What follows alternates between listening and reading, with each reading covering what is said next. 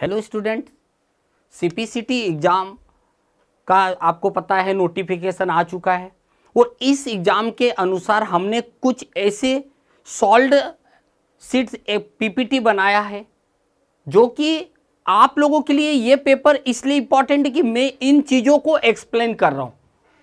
और यहाँ पर जो इम्पॉर्टेंट पार्ट ये आएगा कि भाई कौन से क्वेश्चन का और क्या आंसर आ सकता है। आपके सामने स्क्रीन पे सॉल्व्ड रहेगा, परंतु उसके क्या मीनिंग है ये आपको मेन पता होना चाहिए। इसके पीछे रीजन सिंपल सा है। कई बार क्या होता है कि कोई एग्जाम में क्वेश्चन आया, आप उसको समझ नहीं पा रहे हो, चलिए आपने इस एग्जाम में क्लियर कर दिया, मगर उसके और कितने के आंसर हो सकते हैं या उस टाइप के और कितने क्वेश्चन हो सकते हैं, इन चीजों के लिए हमने एक बहुत अच्छा एक 52 क्वेश्चंस की एक पूरी सीरीज बनाई है।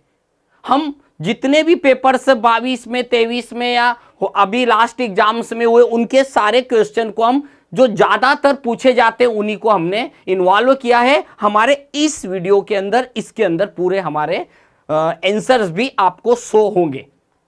तो चलते हैं, अपन स्टार्ट करते हैं कि किस तरीके से क्वेश्चन कौन कौन से और कैसे कैसे पूछे जाते हैं। जो फर्स्ट टाइम दे रहे हैं उनके लिए भी बहुत इंपॉर्टेंट है, क्योंकि उनको यह चीज पता चल जाएगी कि कैसे आंसर और सॉल्व किए जाते हैं। तो चलते हैं, हमारे सबसे पहले क्या होता है, क्वेश्चन किस तरीके से पूछा जाता है। देखिएगा यहां पर यह क्वेश्चन है, भाई मैंने आपके लिए दोनों टाइप से रख के रखा है, उसका हिंदी भी है और उसका इंग्लिश भी। होता क्या है, अक्सर ऐसा देखते हैं कि कभी बार हमको इंग्लिश का कोई वर्ड अच्छा समझ में आ जाता है तो हमको आंसर अच्छे से समझ में आ जाएगा। कई बार क्या है, इंग्लिश हार्ड लग रहा है तो आप हिंदी से समझ सकते हो। तो मैंने यहां पर एक ही क्वेश्चन के लिए दोनों टाइप रखा। सबसे पहले किसी भी प्रोग्राम या फीचर में फाइल को एक छोटा चित्रात्मक निरूपण निम्न में से क्या कहलाता है। कभी कभी हिंदी बहुत हार्ड हो जाता है तो आप इंग्लिश को समझे कि which is the following small graphical represent program features of file and options. मैं बहुत सारी जगह जल्दी भी चलूंगा बोलते हुए क्योंकि वो कॉमन आप लोगों को दिख रहा है। भाई यहां पर एक आइकन जो है 4 दिए गए थे। डेस्कटॉप, भाई डेस्कटॉप तो एक कंप्यूटर की स्क्रीन को कहा जाता है। ये ड्राइवर्स, ये हमारे हार्डवेयर ड्राइवर्स के लिए होता है, तो ये तो हो ही नहीं सकता। फिर आता है स्क्रीन सेवर, जब हम कुछ देर तक कंप्यूटर को छोड़ देते हैं तो हमारा स्क्रीन सेवर आ जाता है। भाई अब ये 3 तो नहीं हो सकता। चौथा अगर है आइकॉन, तो क्यों हो सकता आइकॉन, बताता हूं। सबसे छोटा स्मॉल ग्राफिकल व्यू क्या दिखता है, आइकॉन ही तो होता है। जैसे वर्ड का आइकॉन आ गया, एक्सेल का आ गया, पावर पॉइंट का जो डेस्कटॉप पे दिखता है। तो अब इसको कोई कितना भी घुमा दे, अगली बार ऐसा आ जाए कि निम्न में से रिक्त स्थान स्क्रीन के ऊपर दिखाई देने वाली चीजों को क्या कहा जाता है, आपके दिमाग में आ जाएगा कि जो डेस्कटॉप पे चीजें दिखाई जाती है उनको आइकन कहा जाता है। डेस्कटॉप कहां होता है, वो ऐसा भी क्वेश्चन, यानी क्वेश्चन को कितना भी घुमाए आपको नहीं घूमना है। नेक्स्ट में हम चलते हैं। ये होता है कि यदि आप लाइनेक्स ऑपरेटिंग सिस्टम का उपयोग कर रहे हैं, लाइनेक्स एक ऑपरेटिंग सिस्टम है जैसा विंडो है, तो निम्न में किस में से कौन सा सिंबल ऑपरेटिंग सिस्टम में शीर्ष स्तरीय निर्देशिका का प्रतिनिधित्व करता है। यानी कि लाइनेक्स के अंदर सी ड्राइव डी ड्राइव नहीं होता है, लाइनेक्स के अंदर डायरेक्टरीज होती है। वो लाइनेक्स में जो डायरेक्टरी होती है ना, उनको शो करवाने के लिए, आइडेंटिफाई करवाने के लिए हम यूज करते हैं स्लैश।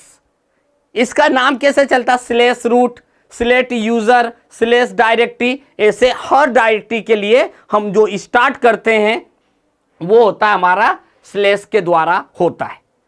यहां पर ऐसे क्वेश्चन को आगे चल के और भी स्ट्रांग बनाया जा सकता है, अगले एग्जाम में और स्ट्रांग बनाया जा सकता है। लाइनेक्स में जितनी भी डायरेक्टरियां शो होती है उनको किस आइकॉन के द्वारा आइडेंटिफाई किया जाता है, शो करवाया जाता है, ऐसी कंडीशन पे याद रखिएगा स्लैश। और इसकी 8 डायरेक्टरियां होते हैं, slash root, slash boot, slash due, slash directory, ऐसे बहुत सारी चीज होती है। इनके भी आगे क्वेश्चन आएंगे, हम एक्सप्लेन करते जाएंगे। नेक्स्ट क्वेश्चन में चलते हैं कि भाई आपकी जनरेशन आई थी, जो जनरेशन आई थी कौन सी जनरेशन में कौन कौन से टेक्नोलॉजी का यूज किया गया। भाई शुरुआत में आया तो उस समय अलग यूज होता था। सेकेंड जनरेशन में आया, कहीं ट्रांजिस्टर यूज होने लग गया। इसी प्रकार से पहली जो जनरेशन आई थी, जब वैक्यूम ट्यूब लगते थे, यानी कि जब पहली जनरेशन में कंप्यूटर एक एक कमरे के अंदर एक एक होते थे। पता क्यों? क्योंकि आज से लास्ट पे तुलना करिएगा, आज के जो कंप्यूटर में छोटी छोटी सी चिप आने लग गई, पर पहले क्या होता था? पहले वैक्यूम ट्यूब आया तो इतने इतने बड़े वैक्यूम ट्यूब होते थे, जिससे हमारा कंप्यूटर जो भी बना था उसको पावर कंट्रोल करने के काम आया। फिर धीरे से आया ट्रांजिस्टर, फिर धीरे से आया आईसी, फिर धीरे से आया वीएलएसआई, हम माइक्रो प्रोसेसर तक, और प्रेजेंट में एआई यानी लेटेस्ट जो रनिंग जनरेशन है, इस फुली देखा जाए तो आर्टिफिशियल इंटेलिजेंट वाली है। अगर तीनों चारों जनरेशन में से कोई भी क्वेश्चन आ जाए, आप बहुत अच्छी तरीके से एक्सप्लेन कर सकते। तो याद रखिएगा, इसमें उन्होंने फर्स्ट जनरेशन पूछा, अगली एग्जाम में हो सकता है थर्ड फोर्थ कुछ भी जनरेशन पूछ ले। तो आप सभी जनरेशन को कौन सा इलेक्ट्रॉनिक डिवाइस उपयोग किया जाता था तो वो जरूर याद रख ले। जैसे फर्स्ट में वैक्यूम ट्यूब है, यहां पर लिखा है वैक्यूम ट्यूब। नेक्स्ट में चलते हैं कि अगर हम कोई भी टाइपिंग का काम करते, ऑफिशियली काम करते, तो तीन बातें ध्यान रखना। वर्ड में क्या बनता है? वर्ड में बनता है डॉक्यूमेंट। एक्सेल में क्या बनता है? एक्सेल में बनती है सीट। पावर पॉइंट में क्या बनता है? प्रेजेंटेशन। भाई ये तीन चीजें याद रखिएगा, एक क्वेश्चन कहीं ना कहीं आता है। देखते हैं अपन यहां पर क्या लिखा है। निम्न में से कौन सा प्रोग्राम मुख्य रूप से ब्रोचर, लेटर, सीखने, उसके साथ ही कोई प्रश्नोत्तरी, प्रशिक्षण, छात्रों को होमवर्क, असाइनमेंट देने के लिए कौन सा प्रोग्राम होता है? भाई आपने किसी स्टूडेंट को एक असाइनमेंट दिया, अब वो असाइनमेंट काय में बनाएगा? पावर पॉइंट में तो नहीं बनाएगा, क्योंकि वहां तो प्रेजेंटेशन बनता है। कोई व्यक्ति एक्सेल में तो जाएगा, वहां भी नहीं बनाएगा, क्योंकि एक्सेल के अंदर वो होता ही नहीं है। एक्सेल के अंदर तो हम फार्मूले यूज करेंगे। तो भाई तीसरा क्या बचा? तो तीसरा बचा है, वो बचा है हमारा एमएस वर्ड। तो याद रखिएगा, एमएस वर्ड में हमारा लेटर बनाना, मैटर तैयार करना, एप्लीकेशन बनाना, या फिर अगर हम कोई रजिस्ट्री का काम करते वो भी आना, और हमारी बुक को अगर टाइपिंग करने का काम है तो वो भी हम यूज करते हैं एमएस वर्ड के अंदर। हमारे क्वेश्चन 1 बाय 1 आ रहे हैं, मैं आपको उसका सॉल्यूशन तो मिल ही जाएगा वो स्क्रीन पे, पर मैं उन चीजों को एक्सप्लेन करूंगा ताकि अगली बार ये क्वेश्चन बदल के क्या हो जाएगा। स्प्रेडशीट प्रोग्राम में क्या तैयार किया जाता है? आप बोलोगे शीट्स।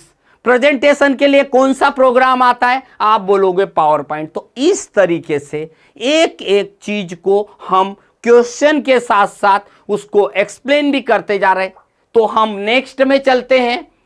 अब ये यहां पर भी 3 या 4 क्वेश्चन बनेंगे। देखिए, पहली चीज, भाषाएं कितनी प्रकार की होती, लैंग्वेजेस कितनी प्रकार की होती। हमारी हिंदी, इंग्लिश, तेलुगु, मलयालम आ गई, परंतु कंप्यूटर की भाषा ये नहीं होती। कंप्यूटर की भाषा high level, law level, machinery, ये भाषाएं होती। तो यहां पर क्या क्वेश्चन पूछ लिया गया है? यहां पर क्वेश्चन पूछा गया है, which of the following language under student execute by a computer. वह कौन सी भाषा होती है जिसे कंप्यूटर आसानी से समझ सकता है? तो यहां पर हम बात करते हैं मशीनरी भाषा, क्योंकि यह अगर देखा जाए तो हमारी वह भाषा होती है जो कंप्यूटर को एग्जीक्यूट करने में काम करती है। हम सी प्लस प्लस, जावा, पाइथन करते हैं, वो भी इन्हीं में डिवाइड है, high level, law level, machinery, assembly language में। तो यहां पर हमारे को कभी क्वेश्चन आगे आए, लैंग्वेजेस को अलग अलग टाइप से एक्सप्लेन करने के लिए आए, तो याद रखिएगा, लैंग्वेजेस जो भाषाएं होती है वो होती है एक मशीनरी भाषा, एक high level language, low level language, और machinery language, assembly level language. ये 3 भाषाएं। आगे क्वेश्चन ऐसे भी आता है कि निम्न लैंग्वेज कितने प्रकार की होती है, कंप्यूटर लैंग्वेज कितने प्रकार की होती है। तो यहां पर हम इन चीजों को एक्सप्लेन करेंगे। आगे चलते हैं तो लिखा है, does not require ultraviolet light but higher voltage which can apply to each memory cell separately instead to whole circuit। Means आगे हिंदी में बात करते हैं रिक्त स्थान को पराबैंगनी प्रकाश की आवश्यकता होती है, लेकिन वोल्टेज चाहिए होता है। इसे पूरे सर्किट पर नहीं बल्कि प्रत्येक मेमोरी सेल में आरोपित किया जाता है। अब बात यहां पर आ गई, इतनी खसी हार्ड लैंग्वेज यहां भी आ गई, यहां भी आ गई। भाई अब आप कंप्यूटर किस चीज की बात कर रहा है, तो कंप्यूटर जिस चीज की बात कर रहा है वो बात कर रहा है हमारी रोम के बारे में बात कर रहा है। रोम यानी एक रैम होती है और एक रोम होती है। रीड ऑनली मेमोरी और हमारी आती है रैम, रैंडम एक्सेस मेमोरी और रीड ऑनली। पर रीड ऑनली मेमोरी में जो होता है रैम और जो रोम होता है प्रोम, ई प्रोम, ई प्रोम। याद रखिएगा हमारी रोम को अगर देखा जाए तो मुख्य रूप से 3 अलग अलग भागों में बांटा गया। रीड ऑनली मेमोरी को बांटा गया प्रोम, प्रोग्रामेबल रीड ऑनली मेमोरी, यानी कि ऐसे प्रोग्राम जिसे आप इंस्टॉल करने के बाद में रिमूव नहीं करते, उस समय रोम होती थी। फिर आया प्रोम के बाद आया E PROM, electrically erasable programmable read only memory. और फिर आया E PROM, electrically erasable programmable read only memory. इसका मतलब हुआ ई प्रोम। क्या होता है ई प्रोम? कि इसको हाई वोल्टेज की जरूरत चाहिए, परंतु ये सर्किट मेमोरी में अलग से आरोपित नहीं किया जा सकता। मतलब रोम जो होती है ना, उसको आप अलग से नहीं लगा सकते। तो ये कहां होती है रोम? अक्सर देखना मदरबोर्ड के ऊपर ये बायोस रोम होती है। जब भी कोई कंप्यूटर का प्रोग्राम बूट करता है तो वो रोम बूट के द्वारा ही होता है, और उसके अंदर जब उसका मैन्युफैक्चरिंग किया जाता है उसी समय उसका प्रोग्राम डाल दिया जाता है, जिससे बाद में चेंजेस नहीं किया जा सकता। आगे बढ़ते हैं। अब आता है रिलेटेड टू, जब हम फ्लैश ड्राइव में प्लग करते हैं तो कंप्यूटर को रिक्त स्थान के रूप में इसकी पहचान की जाती है। भाई कंप्यूटर के अंदर मेमोरी होती है, पर कौन सी मेमोरी होती है? उस फ्लैश मेमोरी का नाम क्या है? तो कंप्यूटर के अंदर जो लगाई जाती, when we plug in flash drive the computer recognise it as. Computer के अंदर प्राइमरी मेमोरी नहीं हो सकती, रीड ऑनली कैश मेमोरी। देखो प्राइमरी मेमोरी रैम और रोम की बात कर रहे हैं, रीड ऑनली मेमोरी यहां भी रैम की बात कर रहे हैं। कैश मेमोरी कंप्यूटर में जब हमारा बूट होता है कंप्यूटर तो कैश मेमोरी काम करती। यह वो मेमोरी होती है जिसे हम अलग से कंप्यूटर की हार्ड डिस्क के अंदर लगा सकते हैं, तो वो होती है हमारी HDD या hard disk drive. Graphic tablet किस अन्य नाम से भी जाना जाता है? ग्राफिक टेबलेट, अभी देखिएगा टेबलेट अलग अलग होता है, कुछ टच टेबलेट होता है, कुछ राइटिंग टेबलेट भी होता है, पर ग्राफिक टेबलेट जो होता है वो ड्राइंग बनाने के लिए आता है, पेंटिंग्स तैयार करने के लिए आता है। एक आता है बुक पैड, अलग आता है पेंटाग्राफी, अलग चीज हो गई, पर ड्राइंग टेबलेट जो आता है वो ग्राफिक टेबलेट के नाम से जाना जाता है। अब एक ऐसा कंफ्यूजन वाला क्वेश्चन, अब ये कंफ्यूजन वाला क्वेश्चन कैसा है भाई? बड़ी से छोटी यूनिट क्या होगी? तो सबसे बड़ी यूनिट से छोटी यूनिट क्या बोला गया? उस विकल्प का चयन कीजिए जिसमें बाइट्स की संख्याओं को मिनिमम से मैक्सिमम के रूप में जमाया गया है। जैसे कैसे? Megabyte, gigabyte, terabyte, petabyte.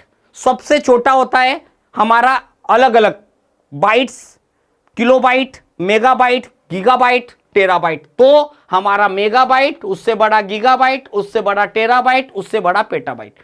ये क्यों नहीं हो सकता था? आप खुद समझ जाएंगे। यानी कि छोटे से बड़े फॉर्मेट में कैसी मेमोरी हमारी हो सकती है। तो इस तरीके से ये वाले क्वेश्चन के बाद हम नेक्स्ट क्वेश्चन में चलते हैं। तो आप लोग जैसे जैसे ये बाइट्स वाले के बाद अब हम आगे बढ़ते हैं कंप्यूटर के इनपुट आउटपुट डिवाइस के संदर्भ में। कभी भी ऐसा क्वेश्चन आए ना ISO, तो इसका मतलब होता है इनपुट डिवाइस आउटपुट डिवाइस। तो के डिवाइस के संदर्भ में असंगत विकल्प का चयन कीजिए। देखिए मैंने पहले ही आपको एग्जाम चालू होने से पहले या मेरा PPT चालू होने से पहले ही बताया था, कोशिश करो जहां हिंदी नहीं समझ में आए वहां इंग्लिश। तो क्या करेंगे? With reference to input output device of computer select the ODD one out. भाई यहां पर ये हो जाएगा कि भाई आपको ऑडियो आउट कहीं पर चाहिए, तो आपका ऑडियो आउट कहां पर आएगा? जहां पर वो आएगा हमारे कंप्यूटर के स्पीकर के ऊपर। नेक्स्ट चलते हैं हम लोग। ये क्वेश्चन नेटवर्किंग से रिलेटेड बनता है। क्या इज अ वे ऑफ, और नेटवर्किंग से रिलेटेड अगर क्वेश्चन आए तो कोशिश करिएगा आप इंग्लिश का ही क्वेश्चन पढ़िएगा तो बेटर आपको समझ में आएगा, क्योंकि ping, switch, bridge, gateway, router, ऐसे मोडेम, ऐसे अजीबोगरीब नाम आपको देखने को मिलेंगे। तो कोशिश करिएगा, ज़्यादा बेटर है कि आप उनके नामों को इंग्लिश में पढ़े।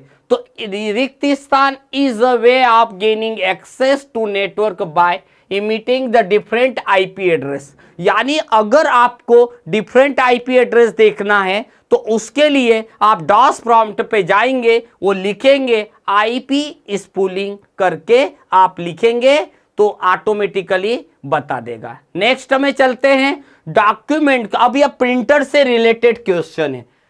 बड़ी संख्या में डॉक्यूमेंट को शीघ्रता से प्रिंट करने के लिए, यानी डॉक्यूमेंट भी प्रिंट करना है और स्पीड में भी करना है, तो बेस्ट प्रिंटर में आपको बगैर देखे बोलता हूं, दिस इज लेजर प्रिंटर।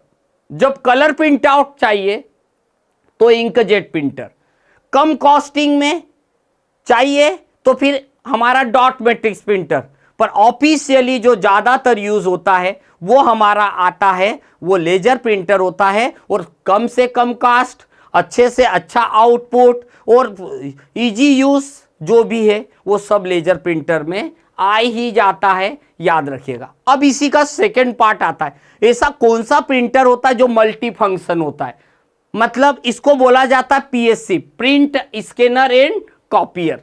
यानी लेजर प्रिंटर का एक लेटेस्ट मॉडल होता है जिसमें हम चाहेंगे, देखो ये मल्टी फंक्शन प्रिंटर एक्ट्स अस, मतलब हमारा मल्टी फंक्शन प्रिंटर कौन सा होता है, किसको बोलते हैं हम, ऐसा प्रिंटर जिसमें प्रिंट भी निकलती है, स्कैनिंग भी की जा सकती है और कॉपी भी की जा सकती है। तो ऐसे प्रिंटर को बोला जाता है मल्टी फंक्शन प्रिंटर। आगे बढ़ते हैं हम लोग, फिर नेक्स्ट क्वेश्चन। अब बात करते हैं, कभी कभी हमें कंप्यूटर पे वर्चुअल प्रिंटर भी इंस्टॉल करना पड़ता है, जरूरत पड़ती है कुछ सिम्युलेटर के टाइप से, कोई प्रिंट आउट देखने के लिए, इफेक्ट देखने के लिए, आउटपुट प्राप्त देखने के लिए। कभी भी सिम्युलेटर वर्ड आए तो समझ जाइए वो एक वर्चुअल रूप है, रियल में नहीं है।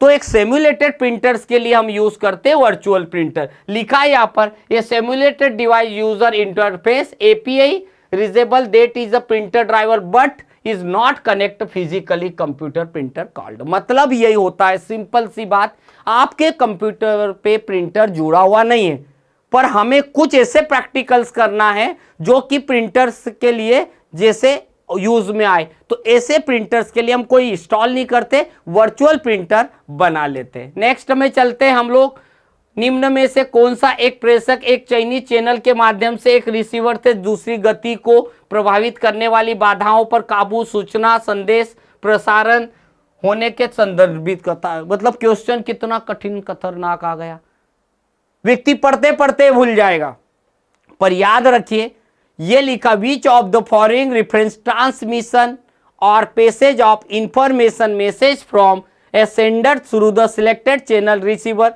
हमारे वो कौन सा सोर्सेस होता है जिसके द्वारा हम अपने मैसेज को एक स्थान से दूसरे स्थान पर भिजवाते हैं, उसे क्या कहा जाता है? तो उसे कहा जाता है कम्युनिकेशन मेथड्स लाइक अ संचार व्यवस्था।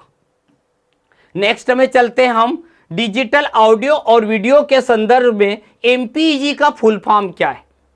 यानी कि आप कभी आगे चल के पूछ लेते MP4 फाइल क्या होता है, आगे चल के पूछ लेंगे BMP फाइल कौन सा होता है, आगे चल के पूछ सकते हैं PDF फाइल क्या होता है। भाई क्वेश्चन कुछ भी बन सकते।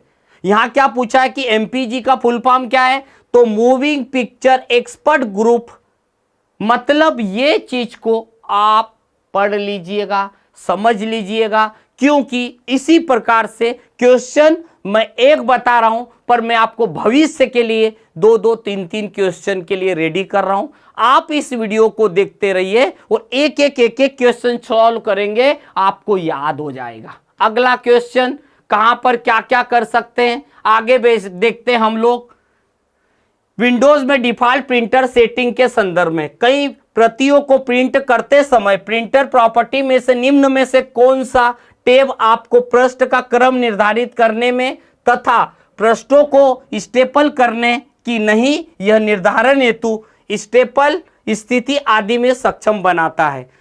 मतलब यही होता है कि जब भी हम कोई पेज की सेटिंग करते हैं तो उसको आखिरी में पेज सेटअप के बाद फिनिशिंग फैसिलिटी होती है, जो आपने सारी सेटिंग कर दी तो this is last procedure, finishing process. Next चलते हैं, कंप्यूटर इंटरनेट के संदर्भ में आईपी का फुल फॉर्म क्या है। अब याद रखिएगा, मैं एक क्लास ऐसी लूंगा जिसमें बहुत सारे प्रोटोकॉल्स के ही पूरी डिटेल बताऊंगा। तो यहां पर लिखा है इंटरनेट पे कौन सा प्रोटोकॉल करता है काम, आईपी, इंटरनेट प्रोटोकॉल। मतलब ये होता है एक इंटरनेट प्रोडक्ट नहीं हो सकता, क्योंकि वो तो प्रोडक्ट की बात आ गई। इंटरनेट प्रोसीडर ये भी नहीं हो सकता है। इंटरनेट पाथ, ये एक बात बताओ, 1 2 3 4 ये वर्ड होते ही नहीं है। बस एक वर्ड होता था कि कंप्यूटर पे अगर मुझे इंटरनेट चलाना है तो मुझे आईपी प्रोटोकॉल की जरूरत होगी, और वही होता है हमारा आईपी प्रोटोकॉल। इसी प्रकार से कभी डीएचसीपी प्रोटोकॉल का पूछा जा सकता है, कभी यूडीपी प्रोटोकॉल का पूछा जा सकता है, कभी डीएचसीपी प्रोटोकॉल का पूछा जा सकता है, एसएमटीपी प्रोटोकॉल पूछा। तो प्रोटोकॉल को एक बार उसके फुल फॉर्म को अच्छे से पढ़ लीजिए, आपको बहुत सारी चीजें आगे चल के क्वेश्चन आपके लिए काम आएगा। नेक्स्ट में चलते हैं, विच of the following acts intermediary between client and server and often the used of isolate either client and server security purpose। security purpose पे जो लोग इंटरनेट का यूज करते बाय सिक्योरिटी पर्पस पे, इसके लिए वो एक प्रॉक्सी सर्वर बनाते जिससे हमारा एंड टू एंड प्रोसीजर में हमारा डेटा थेफ्ट होना, चोरी होना और सिक्योरिटी के लिए बतौर प्रॉक्सी सर्वर बनाया जाता है। नेक्स्ट चलते हैं, निम्न में से कौन सा एक कंप्यूटर है जो इंटरनेट पर वेबसाइट को होस्ट करता है। भाई इंटरनेट पे वेबसाइट को होस्ट करना, तो होस्ट का मतलब होता है मैं एक वेबसाइट बनाऊंगा, मेरी वेबसाइट को बना के काय पे रखूंगा, सर्वर पे। तो जो सर्वर पे रखूंगा उसको क्या बोला जाता है, वेब सर्वर बोला जाता है। तो उसी को पूछा गया कि जो लोग वेबसाइट बनाते हैं वो अपनी वेबसाइट को जहां पे रखते हैं उसे क्या कहा जाता है, उसे बोला जाता है वेब सर्वर। और कोई अगर नेक्स्ट क्वेश्चन कभी ऐसा पूछा जाए कि यूजर द्वारा इंटरनेट के सर्वर पे अपनी वेबसाइट को रखने को क्या कहा जाता है, तो उसे कहा जाता है web hosting, uploading, web loading. उसी प्रकार से किसी चीज को डाउनलोड करना है तो डाउनलोडिंग। ऐसे कई सारे वर्ड आपको नेक्स्ट मिलते जाएंगे। अब आता है next question related to computer के ऑपरेटिंग सिस्टम से रिलेटेड। In a FAT32 file system you can not create. अगर आपके कंप्यूटर की हार्ड डिस्क का पार्टीशन FAT32 में बना है तो आप मैक्सिमम कितनी बड़ा पार्टीशन बना सकते हो। यानी कि NTFS पार्टीशन होता है, FAT32 होता है, तो आप कितना बड़ा पार्टीशन बना सकते हो। अगर आपका file system file allocation table 32 है तो आप केवल 32 GB तक का ही पार्टीशन बना सकते हो, एक पार्टीशन मैक्सिमम, यानी 32 के 4 भी बना सकते हो, पर एक पार्टीशन का साइज 32 होगा, 32 GB तक का मैक्सिमम होता है। मशीनरी भाषा को रिक्त स्थान के रूप में भी जाना जाता है। अभी आपने देखा था शुरुआती तौर पे मैंने जब शुरू किया था कि मशीनरी लैंग्वेज के बारे में पूछा गया था, तो यहां पर है कि मशीनरी कोड लैंग्वेज हम बोलते हैं उसको। मशीनरी भाषा को एक और कौन से नाम से जाना जाता है, यह लॉ लेवल लैंग्वेज। अगर कोई बोले कि law level language is a machinery code language. आगे चलते हैं, वह कौन सी केबल होती है जिसमें हमारा डेटा लाइट के रूप में प्रमोट होता है, तो ऐसी केबल को हम बोलते हैं optical fibre cable. Optical fibre cable ऐसी केबल होती है जिसमें हाई स्पीड में डेटा कम्युनिकेशन ट्रांसमिशन होता है। बेसिकली आप बैंकिंग सेक्टर में जाते हो तो जो केबल होती है उस केबल को बोला जाता है ट्विस्टेड पेयर केबल, जो कि अधिकतर ब्लू या व्हाइट कलर की आपको देखने को मिलती है। और आपके घर जो केबल टीवी का जो वायर आता है उसको बोला जाता है ट्विस्टेड पेयर केबल। याद रखिएगा मैक्सिमम 3 टाइप्स ऑफ मीडिया होता है।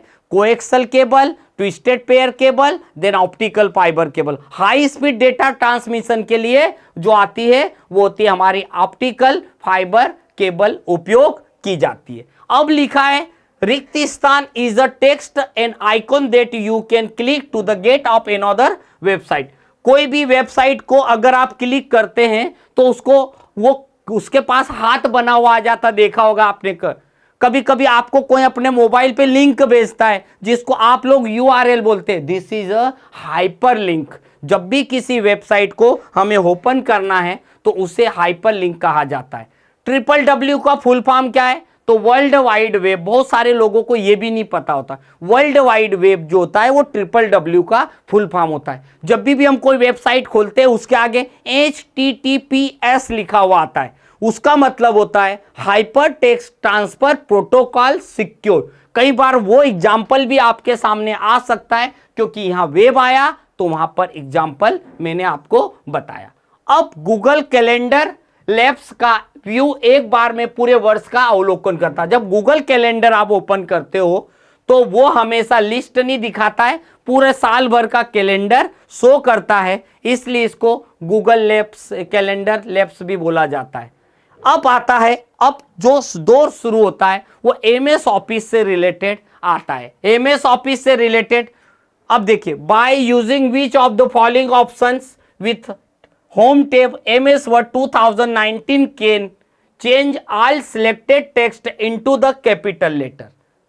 यानी आपने पूरा सेंटेंस केस में टाइप कर दिया और अब आपको किसी ने बोला ये पूरा सेंटेंस केस को कैपिटल में करो, तो आप जब सिलेक्ट करोगे तो वर्ड में ऑप्शन आता है अपर केस, तो वो अपर केस फीचर है जिससे सारे लेटर कैपिटल हो जाएगा। कैपिटल वर्ड होता नहीं है, वहां पर अपर केस ही होता है, और अपर भी अगर आपने लिख दिया तो गलत है, इसलिए अपर केस। अगर कोई बोलते है छोटे अक्षर करना है तो लोअर केस, कोई बोलता है सेंटेंस केस कर दो तो मतलब लाइन का फर्स्ट लेटर कैपिटल। ठीक है, तो याद रखिएगा ये आगे और घुमा फिरा के भेजा जा सकता है। जब भी हम ईमेल भेजने के दौरान हमें CC नामक एक फीचर दिखता है, इसका पूर्ण रूप क्या है? जब आप कभी भी देखना आप ईमेल करना तो वहां CC लिखा रहता है, वहां BCC लिखा है।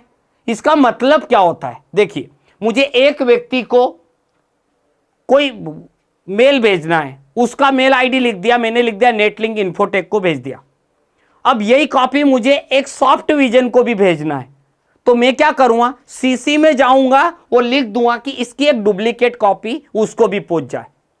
अब क्या होगा, जब नेटलिंक वाला खोलेगा तो उसको पता चल जाएगा ये सॉफ्ट विजन को भी भेजा गया, सॉफ्ट विजन वाला देखेगा उसको भी पता चल जाएगा ये नेटलिंक को भेजा गया। परंतु अगला एक क्वेश्चन ऐसा भी आता है जिसमें आगे जाके आ जाएगा BCC, ब्लैंक कार्बन कॉपी।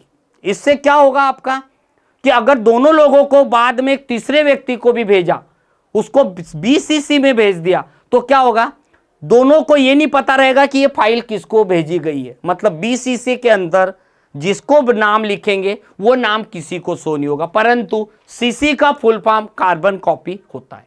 हर चीज को हम आगे के लिए भी प्रिपेयर कर रहे हैं कि हम किस किस तरीके से इसको उपयोग में ले सकते हैं। अगला, कई ईमेल सिस्टम एक सर्वर से दूसरे सर्वर पर संदेश भेजने के लिए रिक्त स्थान प्रोटोकॉल का उपयोग करते हैं। यहां मेरे दो क्वेश्चन को समझना, मेरे पास से अगर कोई मेल जाता है तो जो लेके जाता है वो लेके जाता है SMTP protocol, simple mail transfer protocol लेके गया।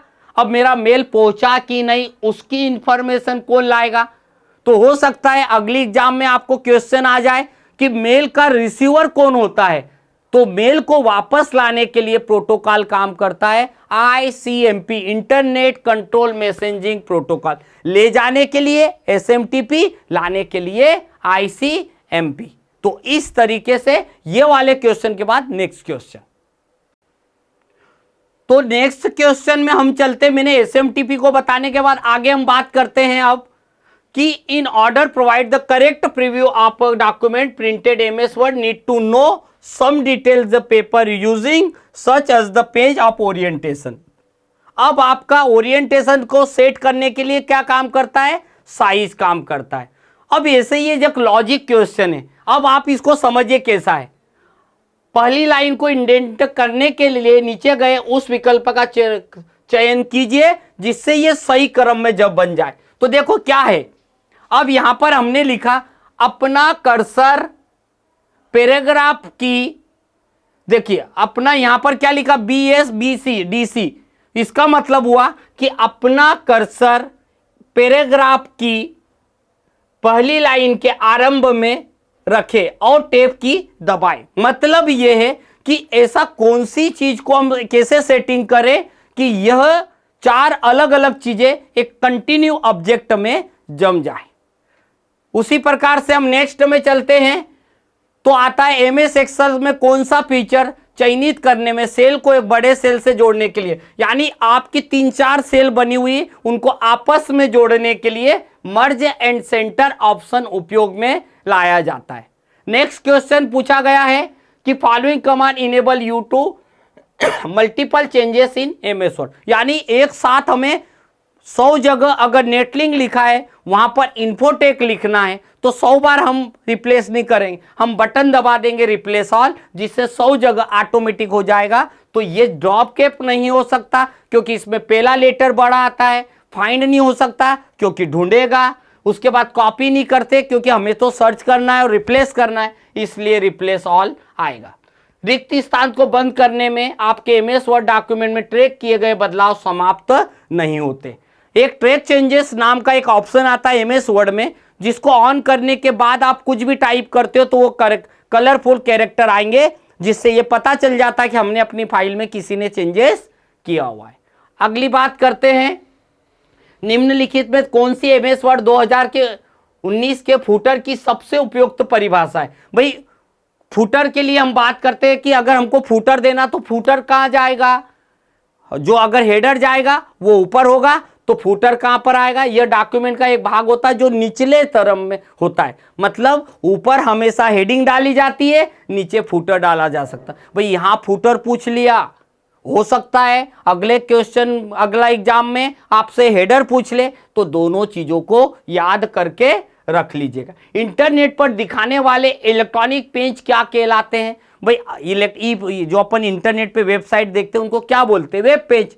वेबसाइट के अंदर जितने भी पेज होते हैं उनको हम क्या बोलते हैं, वेब पेज के नाम से जानते हैं। MS वर्ड में प्राप्तकर्ता जो अपने पत्रों की मेल मार्जिंग का तीसरा चरण, इसके अंतर्गत विकल्पों को संख्या कितनी होती है। भाई हम मेल मर्ज अगर बनाते हैं तो एक सेक्शन होता है जिसके अंदर हम एड्रेस डालते हैं, दूसरा सेक्शन होता है जिसके अंदर हम लोग मेटर बनाते हैं, और तीसरा सेक्शन ऐसा होता है जिसमें हम रिसिपिएंट्स के जितने भी नेम होते हैं उनको जोड़ देंगे। तो हर व्यक्ति के मेटर के साथ एक नाम ऑटोमेटिकली आने लग जाएगा। MS वर्ड में टेक्स्ट को इटैलिक बनाने के लिए शॉर्टकट कौन सा है, कंट्रोल I, बोल्ड करने के लिए कंट्रोल B, अंडरलाइन करने के लिए कंट्रोल A। वर्ड से रिलेटेड बहुत सारे क्वेश्चन आ सकते हैं, कोशिश करिए कि MS word, MS excel, PowerPoint आप अच्छे से पढ़ ले। MS वर्ड में फाइल को बंद करने के लिए आप फाइल मेन्यू में किस विकल्प का उपयोग करेंगे, क्लोज। बताने की जरूरत नहीं है, कुछ चीजें तो आपको आती है। What is the decimal equivalent of 10। अब भाई ये 10 को आपको हेक्साडेसिमल में कन्वर्ट करना, तो याद होगा कि जब हमको बाइनरी, ऑक्टल, हेक्सा को कन्वर्ट करते हैं तो उसके लिए हम क्या करेंगे, जब 10 को हम लोग कन्वर्ट करेंगे तो उसका आंसर 16 आएगा। उसके लिए आप हमारी एक क्लास, एक वीडियो डाला गया है जिसमें बाइनरी, ऑक्टल, हेक्सा कैसे निकाला जाता है, उसको आप पढ़ लेंगे तो इसका कैलकुलेशन आप सीख जाएंगे। निम्न में से कौन सी सबस्क्रिप्टेड टेक्स्ट की सामान्य स्थिति है, यानी कि हमारा जो वर्ड लिखा गया है ऊपर की तरफ जो अगर लिखा H² उसको बोलते हैं सुपर स्क्रिप्ट, नीचे की तरफ जो आता है उसको बोलते हैं हम लोग सब स्क्रिप्ट, और एकदम सही रेखा में जो आता है उसको हम लोग बोलते हैं slightly below the base line. Next में बात करते हैं, द रिक्त स्थान is the compromise of hyperlink linking trail of pages and file door one another. निम्न में हाइपरलिंक होते हैं जो खबरों, पेजों और फाइलों को एक स्थान से दूसरे स्थान पर जोड़ते हैं। तो वर्ल्ड वाइड वेब यानी कि कोई भी वेबसाइट को हम जोड़ने के लिए उपयोग में लेते हैं। ये नेटवर्किंग से रिलेटेड क्वेश्चन है। इंटरनेट द्वारा निम्न में से किस स्विचिंग का उपयोग किया जाता है? देखिए, एक सर्किट स्विचिंग होता है, एक पैकेट स्विचिंग होता है और एक मैसेज स्विचिंग होता है। 3 तरह के का होता है, समझ लीजिएगा इनका सबका मीनिंग। जब हम इंटरनेट से कोई डेटा लेते देते हैं तो उसको बोलते हैं पैकेट स्विचिंग। अगर हम कोई बातचीत करते हैं तो उसको बोलते हैं, हमारे इंटरनेट पे भी मैसेज स्विचिंग भी होता है। तो एक पैकेट आता है जो इंटरनेट के लिए काम करता है, मैसेज जो टेक्स्ट के लिए भी काम करता है, और एक आता है सर्किट स्विचिंग लाइक वॉइस। जब हम किसी को बोलते हैं तो वो वॉइस स्विचिंग में भी काम करता है। इसी क्रम में चलते हैं हम, इंटरनेट द्वारा निम्न में से किस स्विचिंग का उपयोग किया जाता है? आगे चलते हैं। विच of the following is a graphical package? Graphical package कौन सा आता है? अगर यहां पर हम जाते, वर्ड, एक्सेल, पावर पॉइंट तीनों नहीं है, एक्सेस नहीं है, कोरल ड्रा। कोरल ड्रा एक ग्राफिक सॉफ्टवेयर है जिसके अंदर एडवर्टाइजमेंट बनाया जा सकता है। अगर आगे क्वेश्चन आता है ये कौन सा सॉफ्टवेयर होता है जिसमें हम एडिटिंग कर सकते हैं, फोटो एडिटिंग कर सकते हैं, तो उसके लिए हम फोटोशॉप करते हैं।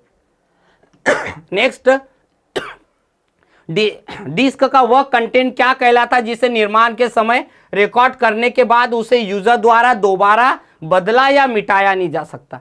रीड ओनली मेमोरी जो होती है, रीड ओनली रोम, यानी जब कंप्यूटर बनाया जाता है, मदरबोर्ड बनाया जाता है, उसकी चिप के अंदर प्रोग्राम डाल दिया जाता है, उसे फिर से मिटाया नहीं जा सकता। यह रोम का पार्ट होता है। फिर आता है, निम्न में से क्या सीडी ड्राइव डिस्क की एक विशेषता क्या है? भाई देखिए, अगर सीडी आर होता है तो केवल रीड कर सकते थे। सीडी आर डब्ल्यू का मतलब होता है रीड एंड राइट, यानी उसके अंदर डेटा कॉपी भी कर सकते हो, जब तक रखना है रखो, डिलीट करने के बाद उस पर डबल से भी इंस्टॉलेशन कर सकते हो। तो सीडीआर में केवल रीड होता है, आर डब्ल्यू में रीड एंड राइट दोनों हो सकता है। नेक्स्ट हम करते हैं, निम्न में से कौन सी एक प्रकाश संवेदी कंप्यूटर इनपुट डिवाइस है? कंप्यूटर में इनपुट डिवाइस अलग कई प्रकार के होते हैं, कीबोर्ड होता है, माउस होता है, पर एक लाइट पेन होता है जिससे हम लोग कुछ लिखते हैं तो कंप्यूटर की स्क्रीन पे दिखाया जाता है, उसे हम बोलते हैं लाइट पेन। उसी के बाद हम चलते हैं, नेक्स्ट में जाते हैं, virtual memory is, virtual memory क्या होती है? तो वर्चुअल मेमोरी एक ऐसी मेमोरी होती है जो हार्ड डिस्क पर मौजूद एक मेमोरी जिसका उपयोग सीपीयू तथा रैम के रूप में किया जाता है। भाई वर्चुअल मेमोरी क्या होती है मैं बताता हूं। कई बार आपने देखा होगा कि हमारी हार्ड डिस्क की कैपेसिटी 10 GB है, पर वर्चुअल मेमोरी अगर हम इंक्रीज कर देंगे तो वो 20 GB भी यूज में आ सकती है। पर ऐसी मेमोरी कुछ समय के लिए होता है, जैसे आजकल हम देखते हैं गूगल ड्राइव होता है, इस टाइप से एक वर्चुअल मेमोरी होती है जो अलग से कंप्यूटर में जोड़ी नहीं जाती मगर होती जरूर है। इसी प्रकार से हम आगे बढ़ते हैं तो लिखा है, माइक्रोसॉफ्ट वर्ड में लाइन स्पेसिंग को फॉर्मेट करने के लिए नीचे गए सही क्रम में व्यवस्थित कीजिए। मतलब यही हुआ कि आपको इस लाइन का, अभी मैंने लास्ट क्वेश्चन बताया था कि भाई सही क्रम में क्या होगा, तो देखिए सही क्रम में यह है कि फॉर्मेट किए जाने वाले टेक्स्ट का चयन कीजिए। होम टैब के पैराग्राफ ग्रुप में लाइन एंड पैराग्राफ की स्पेलिंग को क्लिक कीजिए और उसके बाद दिया गया हमारा ड्रॉप डाउन मेन्यू में स्पेलिंग विकल्प का चयन कीजिए। मतलब क्या होता है, इस टाइप के क्वेश्चन आजकल बहुत सारे पूछे जाते हैं कि अलग अलग कॉलम दे दिए और उनको बोला गया कि इसे सही क्रम में जमाइए। तो इनको आप देखते चलिए। जैसे मैंने बोला कि कंप्यूटर में अगर मुझे बोल्ड करना है तो क्या करेंगे, हम फॉर्मेट मेन्यू में जाएंगे, फिर उसके अंदर बोल्ड बटन दबाएंगे, तब हम आएगा। इस तरीके से अगर देखा जाए तो हमारा पूरा की पूरा एक पेपर जिसमें 52 क्वेश्चन थे, मैंने आपको अलग अलग टाइप से एक्सप्लेन करके बताया ताकि आप इस वीडियो को देख के एटलीस्ट 52 क्वेश्चन अगर कर लिए तो हो सकता है कि आपको बहुत सारे 1-2 एग्जाम काम में आ जाए। इसी प्रकार से और चीज़ों के लिए और हमारे ऐसे ही वीडियो आते रहेंगे, तो इसे आप प्रॉपर पूरा देखिए और ज़्यादा से ज़्यादा शेयर करिए। और अभी तक भी अगर आपने चैनल को सब्सक्राइब नहीं किया है तो जल्दी से कर दीजिए ताकि आपको नए अपडेट मिलते रहे।